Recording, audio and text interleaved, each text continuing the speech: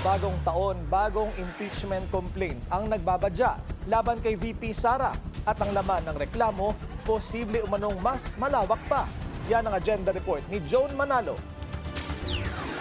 Handa na kabayang bloc na muling mag-endorso ng impeachment complaint laban kay Vice President Sara Duterte sa oras na matapos na ang one-year bar rule sa February 5. At dahil isang taon na ang nakalipas simula nang ma-impeach ang bise, maaari raw gamitin sa refiled complaints ang mga panibagong impormasyon na isiniwalat ni Ramil Madriaga na umano'y dating bagman ni VP Sara.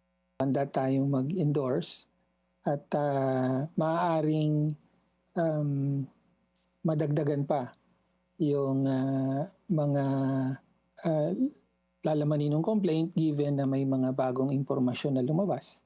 O kasama doon yung affidavit ni Madriaga, lalo pa at binabanggit ni Madriaga yung mga susing tao sa ano nangyari sa confidential fund, no? Yung mga susing personalities na allegedly illegally pinagkatiwalaan ng confidential fund. Pero bago ito, titignan daw muna nila kung paano magdedesisyon ng Korte Suprema sa Motion for Reconsideration o MR ng Kamara. Kung kinakailangan ay handa tayong mag-endorsong muli, no? Pero hindi natin dapat pangunahan ang Supreme Court. As you know, hindi natin dapat pangunahan ang Supreme Court dahil meron kang pending motion for reconsideration doon, no?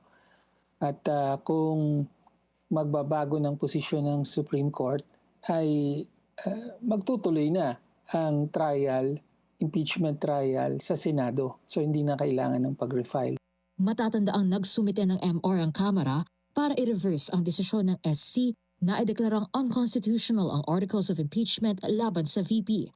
Kaya umaasa raw ang Makabayan Bloc na maresolba ito bago pa mag-February 5. Darating tayo ron. No?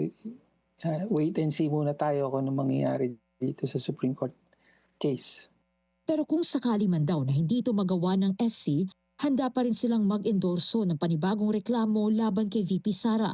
Lalo pat kumpiyansa sila na itutuloy ng mga dati nang naging complainant ang muling paghahain nito sa Kamara.